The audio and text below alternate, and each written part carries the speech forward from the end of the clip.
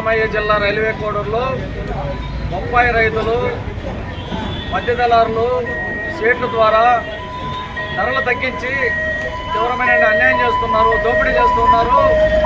రైతులు పెట్టిన పెట్టుబడి కూడా రావడం లేదు. 16 రూపాయలు ఉన్నటువంటి రేటుని ఒకేసారిగా 10 రూపాయలు తగ్గించేశారు. రేపు మళ్ళీ 8 రూపాయలు తగ్గిస్తామంటున్నారు. కాబట్టి చాలా దుర్మార్గం, అన్యాయం. ఒక బొప్పాయి చెట్టు విత్తనాల ద్వారా వేసుకోవాలంటే కేజీయే 2 లక్షల పైన కొనాల్సి వస్తుంది. ఒక చెట్టును వచ్చి 10 రూపాయలు ఎప్పుడు పెట్టుబడి పెట్టాల్సి వస్తుంది రైతు. ఎరువులు, అనేకమైనటువంటి దున్నకాలు, తవ్వకాలు, అనేకమైనటువంటి ఖర్చులతో పెట్టుకుంటే కనీసం పెట్టిన పెట్టుబడి కూడా రైతుకు రావడం లేదు. ఇది చాలా అన్యాయం. కాబట్టి రైతులకి అదే పక్కన ఉన్నటువంటి పీలేరులో 25 రూపాయలు అమ్ముతున్నారు. మరి ఇక్కడ ఎందుకు అమ్మటం లేదు? అక్కడ ఉండే రైతులకి ఎట్లా గిట్టుబడుతుంది, ఇక్కడ ఎందుకు గిట్టుబాటు కావడం లేదు? ఇక్కడ మధ్య దళారులు, అదేవిధంగా షేట్లు ఇక్కడ రైతులకు ద్రోహం చేసి సిండికేట్ అయ్యి ద్రోహం చేస్తున్నారు. వెంటనే ప్రభుత్వం జోక్యం చేసుకోవాలి. వెంటనే జోక్యం చేసుకొని రైతులకు గిట్టుబాటు ధర కల్పించాలి.